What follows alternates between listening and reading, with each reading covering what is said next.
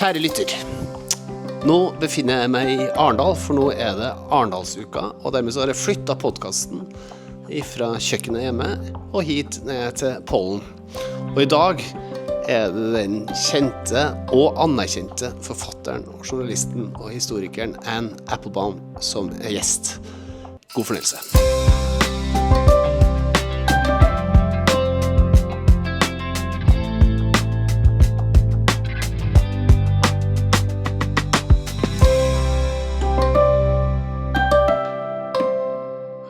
I was planning, and to start with saying that the applause was much better than it usually is, but it wasn't. It was a horrible disappointment, actually. So I think we need a new applause. That's more like it. And it's no wonder, Applebaum, that they are happy to see you here in Arendal. This is the Democracy Festival in Norway. This is where we celebrate democracy and make sure that we have a strong and resilient democracy in this wonderful country of Norway. So, and that's why it's also such a big honor to have you here, because you have been studying democracy and autocracy, and you have a Pulitzer winner here. We have a Pulitzer winner here today, huh? So we are all very, very eager to hear your views on 2026, the global sort of health condition of the world in 2026. But can you just start by giving us sort of a brief background of everything that you've been doing over the last 20 years, because it's how much time? We have the rest of the week if you want. But it's an amazing career, and it's an amazing achievement. Everything that you've been studying, everything that you've been writing, and just give us a short, humble brief, if it's possible. Right. So thank you very much. It's really a pleasure to be here. I've been to Norway many times. I haven't actually been to Arendal, but I've been to Kristiansand, which is close. And it's always a pleasure to be back here. I guess to the brief explanation of what I do is that I've always been a journalist. I started doing journalism in 1989 when I moved to Poland to work as a freelancer for British newspapers, including The Economist magazine. And while I was there, communism collapsed, and that was the story that I wrote. But I took a detour for several years to write history books as well, and this maybe is why the story is a little weird. So, as a student in the late 1980s, I spent a summer at the University of Leningrad, as it then was, and I spoke Russian, and I had at that time, it was just before Gorbachev came to power, just before Perestroika, and I had a sort of full exposure to actual Soviet communism. And then I had the Polish version a few years later, which was a lot messier. But I think I then spent quite a number of years trying to understand what it was that I saw. And I wrote a book about the history of the Gulag, which was the Soviet camp system. I wrote a history about the Sovietization of Eastern Europe after the Second World War. So how all those very different countries were changed into what looked from the outside like identikit communist countries. And I also wrote a book about the Ukrainian famine, which was a man-made famine that was created by that system. Then a different thing happened to me, which was that round about 2015 and 2016, really starting in 2014, I began to see a lot of elements of the system that I thought I described as a piece of old history. I began to see them coming back. And for me, the 2014, the Russian invasion of Crimea was a kind of revelation, because I had just written the book at that time about the Eastern Europe. And what I saw the Russians doing in Crimea was actually the same playbook. And so it's exactly what they did in Poland in 1944. It's exactly what they did in East Germany. You know, they arrested all the leaders, and they brought in criminals to run the country, and they changed the education system very quickly and so on. It was exactly the same pattern. And I thought, this is the same playbook. They've gone back into the past and they're bringing it back. And essentially, I realized that I'm now living through another period of historical change, and I went back to doing a lot more journalism. Because I think that's the story. And the history studies is I think it's very interesting, because I often feel that if you want to be able to look 50 years in front of you, you have to be able to look 100 years behind you. And someone told me once that intelligence is measured by the ability to learn from your mistakes. And if you look 100 years behind and 50 years ahead of us now, are you optimistic that we have learned anything from the last 100 years that we can use to maybe do better for the next 50? I mean, history doesn't repeat itself in exactly the same way. And famously, it's often said that it rhymes rather than repeats. Yeah. But I mean, I think if we want to learn from the past, then the lessons are available to us. And as I said, when you see repetitions, when you see the same kind of language being used again, when you see how the past has been brought to the present, at least you can do everybody the favor of pointing it out and saying we've seen some of this before. So pravda means truth. Now we have Truth Social. In Germany, they talked about Lügenpresse. Now we talk about fake news. So everything seems to repeat itself. Or it rhymes. No, I mean, Lügenpresse is either a, it's almost a deliberate adoption of the same. I mean, that was actually the word the Nazis used. Yeah. I mean, so it's not even new. No. And and you're right, the use of the expression fake news to disqualify all news and all information. Which was the same with the Nazis, I guess. It was the same with the Nazis. But I mean, you could talk about the Soviet Union instead. You don't have to, you don't have to even be right wing or left wing. But the phenomenon of leaders who come to power and who, once they have power, seek to hold it indefinitely by destroying institutions, by making it impossible for people to think differently, or so they imagine, by reshaping culture and education and science.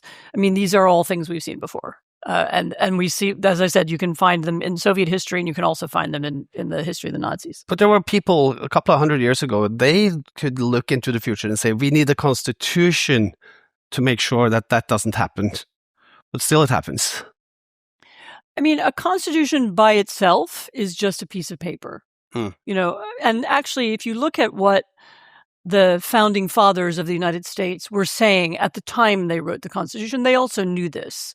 So the Constitution also requires, Thomas Jefferson, of all people, wrote about this idea of virtuous citizens. You need a certain kind of citizens in order to make the Constitution work, because people have to abide by its rules, and they have to treat checks and balances seriously, and they have to have, it's not just the law, the laws that exist on paper isn't enough if you don't have people who also believe in the spirit of the law.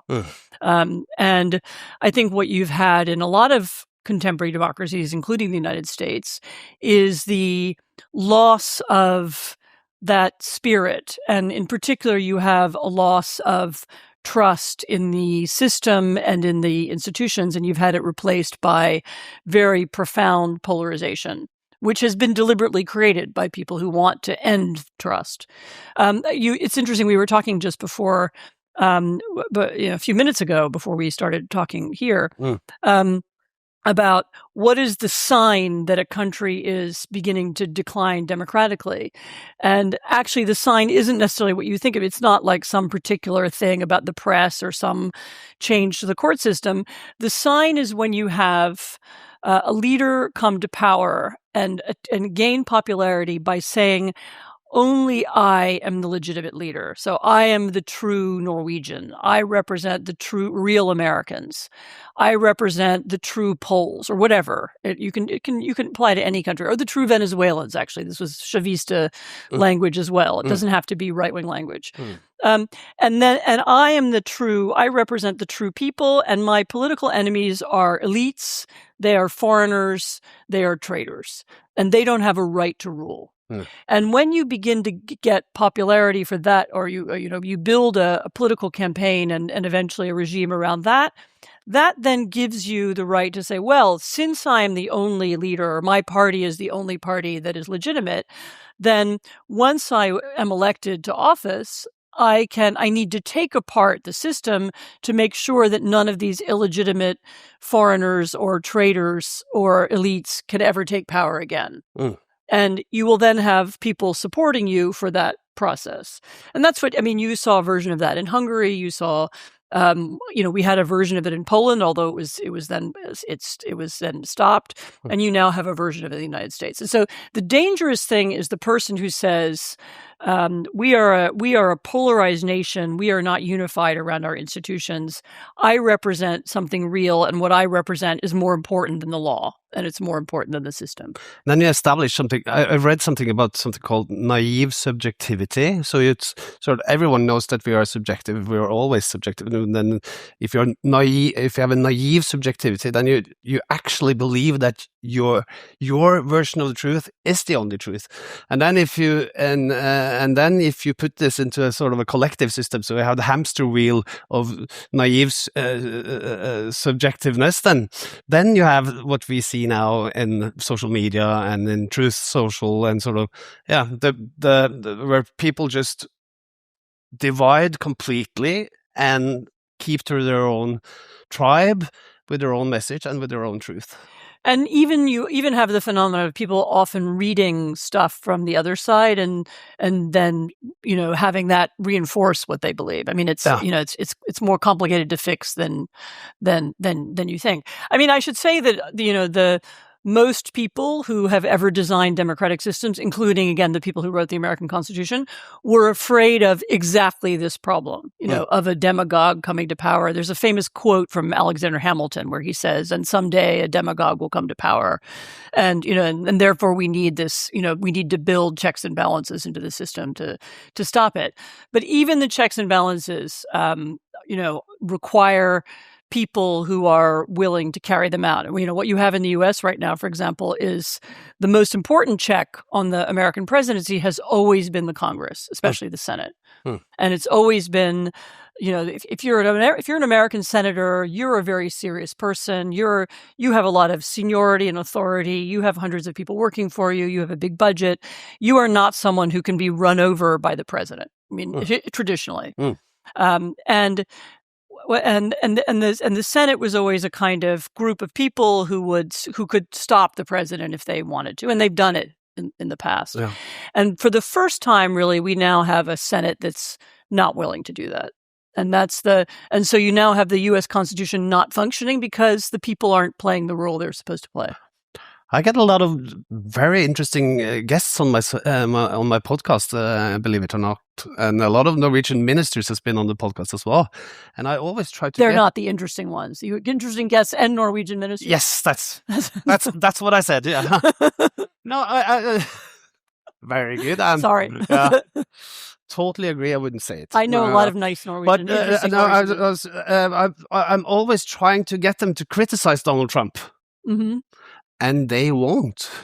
Yeah, that's sort of, and especially the last one. And this is a guy I really, really respect, and he's a super minister of defense in Norway, and he's also from my part of Norway, so he's a fantastic guy. But I tried to get him to criticize America or the United States or the president, and it was totally impossible. Yeah, that's for different reasons, though. I understand that, but I'm married to a politician. I understand the Minister of Defense. I definitely understand the Minister of Defense, but none of them wants to speak. So is that also a threat for democracy? When we're sitting here, we say that we are the West, we are free people, we have freedom of speech, but now we have a president that we can't even criticize. Is that a problem? Yeah, of course it's a problem, but it's also now a reflection of a power relationship. I mean, the reason why lots of European politicians, and not just Norway, and everywhere, are reluctant to criticize Donald Trump is because there's a war with Russia, and because it's felt that as long as we can, we would like the United States to be on our side. And not only that, the United States is still playing a central role in NATO. And so, we're anxious to maintain that relationship. And that, I understand that, I mean, that's if you're a politician, then you have an obligation to the people of your country to try to protect them. And if this is one of the things that has to happen, then you do it. But you're right. It is we haven't had a president before who was so sensitive to what foreigners said about him and who had these reactions, where he would announce, I'm going to put tariffs on the prime minister of Spain because I don't like what he said about me or what he did about, he won't let us use his base or something. So we haven't had this kind of president before either. So, and I think what you're also seeing in politicians everywhere is also just, if you don't know what to say, just say nothing. I mean, what's the correct thing to do? It's unclear. I mean, I can say whatever I want, but Yeah, me too. You can too. Yeah, it's a privilege. And it's a privilege, but it is a privilege, and yeah. Some people are able to, and some people are constrained. So I understand that. But because there's one question on my card says, do we take democracy for granted? But I think it's not only about if we take democracy for granted. It's like we know that there's something dysfunctional when we can't even criticize the political leaders because we are afraid of the consequences, but we're still willing sort of to sacrifice the democratic mechanisms just to make sure that we don't risk even worse consequences on the other side. Of course, it's wrong, and here's a little circumstances are different inside the United States. I'll tell a story. So I have a friend who is I've told you already, but I have a friend who is the president of a major university. And university does a lot of research, big medical school, and so on, who said to me very early on in the Trump administration, when Trump was beginning to attack universities and science and medicine, he said, of course, I can't stand any of this. However, we get hundreds of millions of dollars of federal grants every year. And in this community, thousands and thousands of people's jobs in laboratories and elsewhere are dependent on this money. And it would be irresponsible of me to, go on television and say something that would compromise all those jobs. And I have to tell you, I didn't blame him. What I blamed is, for the first time we have a president, and this again is totally unprecedented since the era of government funding for research began, who would, whom you might expect would use, take some kind of revenge on a university if its president was critical. I mean, that's never happened before. And so I can't, should I blame the university president or should I blame this administration, which has changed the rules? And could this happen to businesses as well? And could that be sort of a next step that if you don't agree with the authorities as a leader or owner of a big business, then you could expect the same kind of threats? Oh, I have no doubt that happens already. I have no doubt. I mean, there are different issues with business. I mean, there's some businesses who see what Trump is doing and are pleased by it because they hope that they will, they will get government contracts and they will eventually maybe even wind up with government power. I mean, it's kind of a longer story. Yeah. But I mean, I think there are some tech company leaders who understand that Trump is irresponsible and chaotic and destructive, but they're very happy about that because it means it's going to give them more power, and they will not be regulated. They will get, they will eventually they will become more powerful themselves. And when we had lunch, you told me about your friend in Hungary that we have been there other places than in the United States. I mean, the model for this is Russia. So the Putin model was when he first came to power and he began taking over the Russian state, that he took over businesses he would demand something, sell me your business, or or if it was a television station, conform to what I want you to say. And if they didn't, then they would have a tax inspection, or suddenly their equivalent of the attorney general would investigate them for some legal violation. And it would go on. And sometimes it was because, the CEO's kids would be threatened, or his children wouldn't get into university, or, you would have all kinds of problems, and people could only take pressure for so much time before they would give up. Yeah. And the ultimate example of this was Mikhail Khodorkovsky, who's probably the wealthiest or nearly the wealthiest Russian oligarch of the time, whose company was destroyed. I mean, they put him in prison, and they took over his company, and they broke it up, and they essentially made it part of gave it out to their friends. And that was then an example for everybody else. And once people had seen that happen, they said, well, it could happen to me. And so then either you sold up and got out of Russia, which some people did, or you stayed and played by the rules. And you had a sort of very junior, like mini version of this happened in Hungary as well, where people who defied Viktor Orban would also get into trouble with the law and so on. And this is exactly the thing that people are, for the first time I can remember, now afraid of in the United States. Yeah. Because we have all these regulatory bodies with a lot of power, whether it's the communications regulator or the stock exchange regulator or the energy and pollution regulators, and all of those things have been historically apolitical. Or at least they were they were, at the very least, the people who worked for those institutions were merit-based. I mean, you got a job measuring pollution because you were a scientist who knew about pollution, right? Or you got a job at the, Securities and Exchange because you knew about how stock markets worked. And what Trump has begun to do for the first time is politicize the civil service and politicize those jobs. And so the civil service isn't probably something you think of as a big bulwark of democracy. But actually, in modern liberal societies where you do have a state that distributes wealth and controls a lot of and I'm not talking about the 18th century or Greece and Rome, where you do have the existence of the state, it's very, very important that bureaucracy be neutral, at least mostly neutral, or at least aspiration to be neutral. I mean, sometimes they're not for various reasons, but in the U.S. you had, since the beginning of the 20th century, this tradition of meritocracy and neutrality in the civil service, and Trump has also begun to undermine that.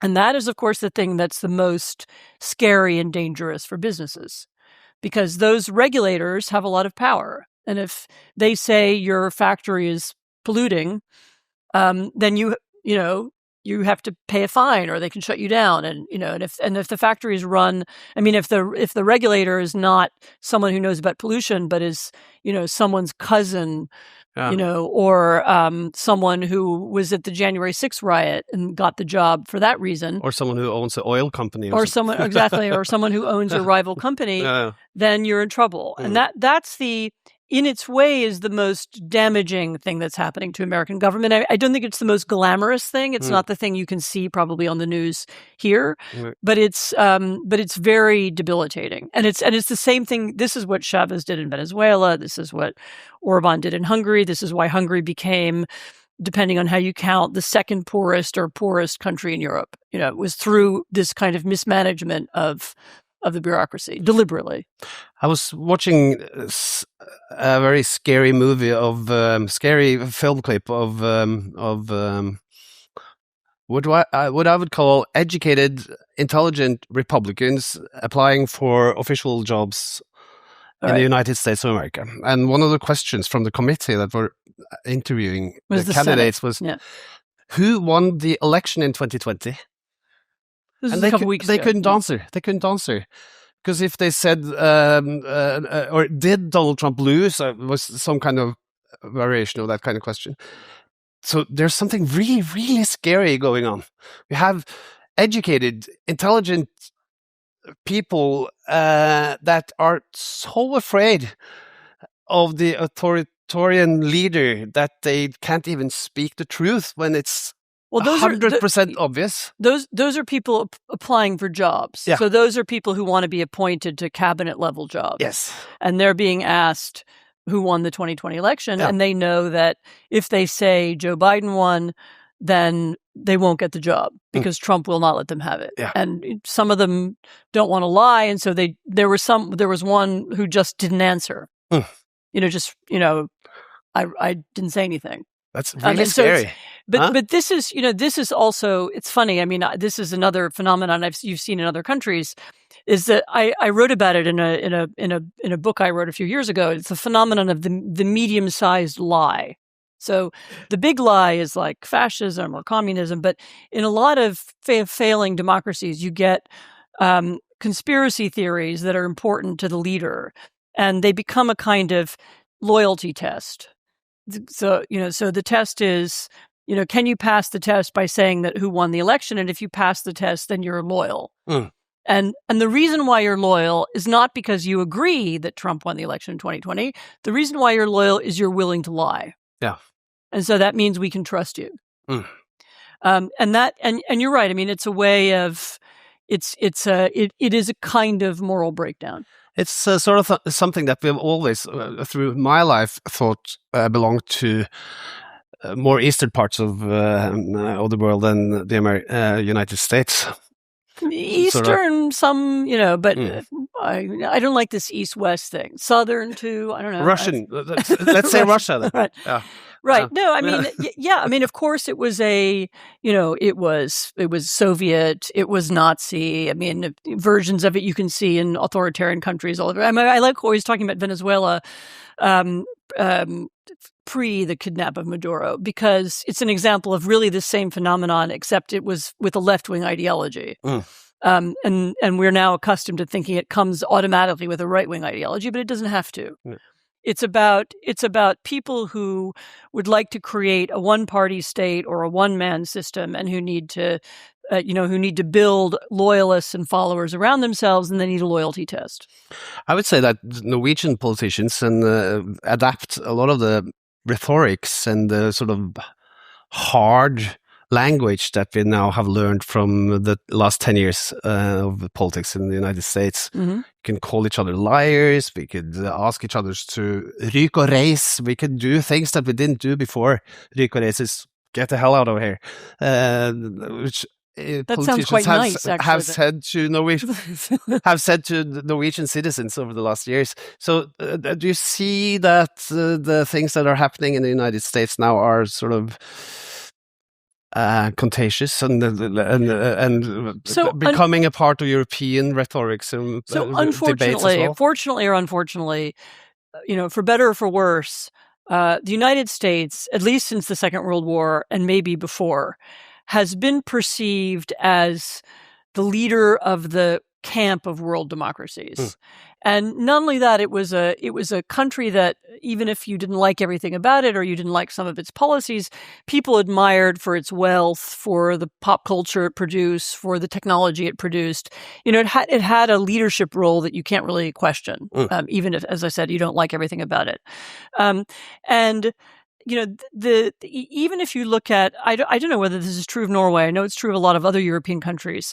If you read the British press, you can learn more about American politics than you will ever find out about French politics, or maybe even Irish politics. The U.S. news, everybody has a Washington correspondent. U.S. news is in the middle of everybody's newspapers and news broadcasts. It's true in Poland. I mean, there's certainly more U.S. politics than there is Czech politics. And the Czechs are neighbors, And so the U.S. has this outsized influence. And you have all over the place. You have Trump copycats.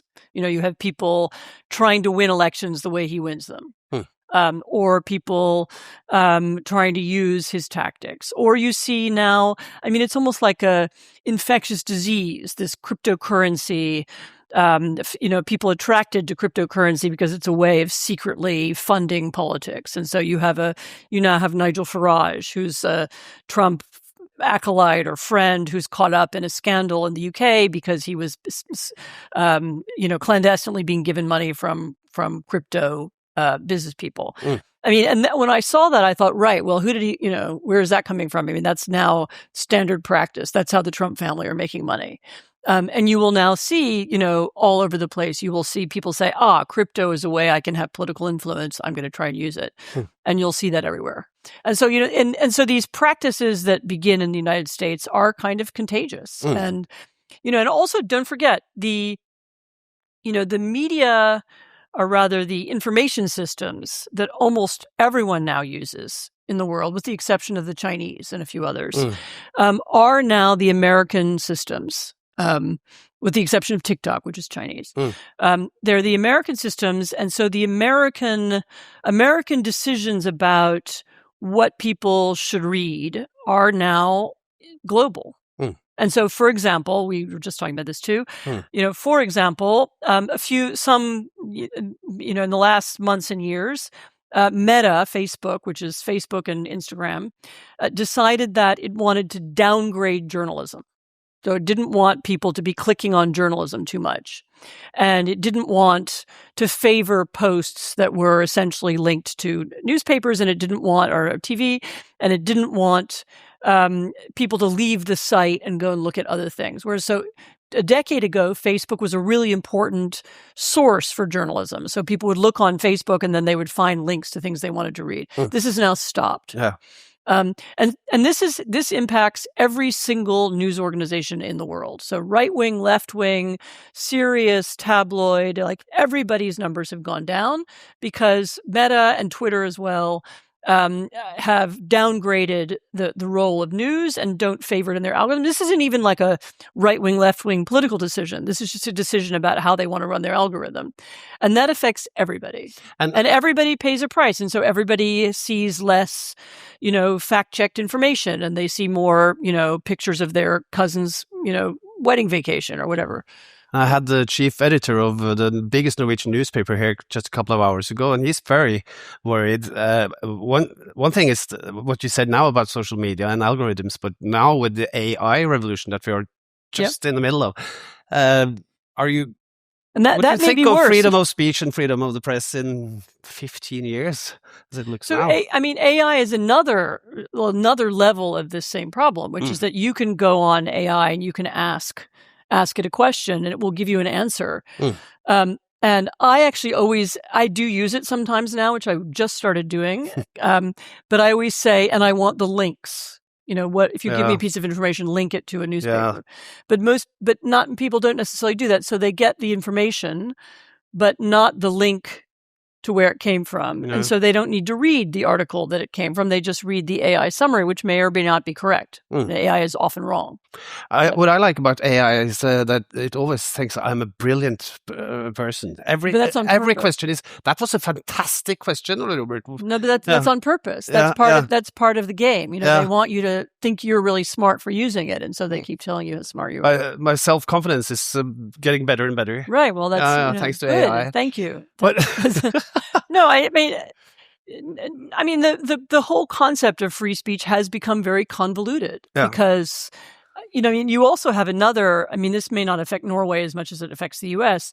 You have another phenomenon, which is of a kind of fake free speech argument, whereby there's a part of the right in the United States that claims it was censored by the Biden administration and that there was this censorship industrial complex that was somehow repressing them. Yep. And they describe themselves as free speech warriors, whereas in fact, much of what they described has been thrown out by courts and wasn't true. But nevertheless, they portray themselves as speaking freely, and speaking freely means they can be offensive. They can claim that they're more free than people who are polite, and so the definition of what is free speech and what is not free speech has become very hard to parse because, if you have, I have free speech when I go on Twitter or X, and I can write something. But then if the algorithm doesn't like what I wrote, then no one will see it. No. And so do I have free speech or not? I guess I do at the point when I'm writing. Edited free speech. But someone else is deciding who hears it. Yeah. And I think that piece of the story is as important. And the companies have really have talked their way out of any kind of, and regulation is the wrong word, but any kind of discussion or of how the algorithms work, any kind of transparency about how they work. You are at the Democracy Festival in Arendal in the most democratic country on the planet. That's what we like to tell ourselves. And we want to guard it. That's what we do here with all the NGOs and all the businesses and all the politicians and all the political parties and so on. We are here to guard our own democracy. So what would be your top 3 things for us to remember as a small, naive, kind, nice group of people, 5 million Norwegians? You're all nice? You're all so nice. You're going to see tonight, you're going to see so many nice people. They're going to buy you beers and drinks. It's going to be fantastic. What do we need to make sure that we don't forget? The main issues are all to do with avoiding this toxic polarization. Yeah. And finding institutions that continue to bring people together, whether it's through the school system, the education system, whether it's through public media. You have to make sure your public media, and here I'm speaking, I don't know anything about Norwegian public media, but I mean, you want to make sure it doesn't become an elite project, that it continues to be something that reflects everybody's views, that everybody sees themselves on it. You need to continue finding ways of bringing the country together with people with different geographies, people with different outlooks. Other than football. Football actually is not bad. It was a fantastic summer. It was amazing. That's for sure. No, we really enjoyed watching. Yeah. Yeah. Actually, funny enough, you know how algorithms work. You can see the rowing all over. I saw over and over again. I saw people rowing. So I clicked on it once, and then they kept showing it to me. Make sure we don't get polarized. Make sure that we have a free, not elitist press. That you have having some kind of healthy, even the press does a press news gathering service, some central press institutions that everybody feels part of, so that there are some sources of information that people trust, not just because the government said it, but because these are institutions that have built trust, and that depends also on how journalists behave as well. But so I would say those 2 things. And then, I'll have to be careful how I say this, but then, the third thing is that, as you have this enormous turmoil in the United States, Norway is already part of building European security. But that needs to be a priority. Norway needs to be, I'm not talking about the EU, just you guys decide that. Like, I don't have any role in that. But thinking about what Europe can be and what Europe can do and what role Norway can play in Europe. I mean, it doesn't sound like, I know it doesn't sound like that's about democracy, but it is. Because right now, Europe is the continent that remains, where you have this ongoing dedication to liberal democracy, which is unquestioned. And it's not perfect in every country, and you could argue about who's doing better and who's doing worse. But reimagining Europe as the country which has the rule of law, as the continent rather, that has rule of law, that has economic integration, that respects rights for people. This is what's going to make Europe prosperous in the future, and is going to be what makes Europeans stick together in the future, and it's going to be having Norway be part of that system is really important for Norwegian democracy too. I mean, if you had asked me this question 10 years ago, I would have said you want to be part of, the broader world and the Western Alliance, and that would include the United States and others. But the focusing on how we can make sure Europe survives and remains integrated, I think that's important too. We talked about freedom of speech, and you are definitely outspoken, unafraid, and admired all over the world, but also... Not everybody. Not by everybody, but a lot of people. But how are you doing these days? Do you feel the pressure? Is it different to be outspoken and liberal in 2026 compared to 10 years ago? The only difference is that people like you say this to me. I mean, I'm not being facetious. I mean, it's only different because somehow, I'm saying the same stuff I've been saying my whole life. I mean, I've been talking about, communism being bad and fascism being bad or whatever. I've been talking about dictatorship and democracy for 30 years. And only now is this somehow considered to be controversial. So yeah, the atmosphere has changed. I mean, I'm lucky. I'm not the head of a big research university. I don't have any dependence on federal funding for anything. I work for a magazine that wants me to do what I do, and so I don't feel under any threat. But I'm aware of all kinds of people around me who do, or who feel constrained in ways they couldn't have imagined a few years ago. And so the biggest difference is living in that atmosphere. But you work with journalists in the States. Have they changed?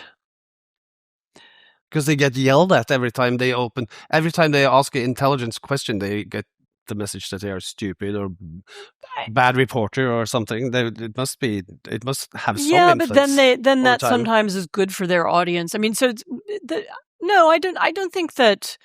I don't think journalism's. I don't know. Well, the White House press corps is its own special weird world that I've never been part of, and so I don't really understand its very weird rituals. But I see a lot of really good journalism around me. I mean, maybe not the people who sit at the press conferences, but I see really good, energetic reporting. There's an enormous amount of investigative reporting. I mean, actually, everything we know about corruption in the Trump administration comes from journalists and reporters at all kinds of, at the Wall Street Journal, at the New York Times, at the Financial Times, at, independent organizations do it too. So I see a lot of people doing really good work. And so I'm not so much that I'm worried for journalism. I mean, I worry a little bit about the big television stations, whose owners have other interests. That's a problem. And I worry about the Pentagon has kicked out its press corps. That kind of thing is a problem. But I see a lot of really good journalism still happening. Last question: are you an optimist? You don't sound. You sound pretty balanced, but just with overall, are you optimistic? I feel it's my professional responsibility to be optimistic. Yes. I mean, I still live in, I go back and forth between Europe and America. I live in some of the wealthiest and most fortunate societies that there have ever been on the planet. I know people in Iran and Russia. I have a friend who escaped from Hong Kong after the demonstrations failed. I mean, I know people who lived in really repressive states, who still have the energy to continue doing politics, continue saying what they think.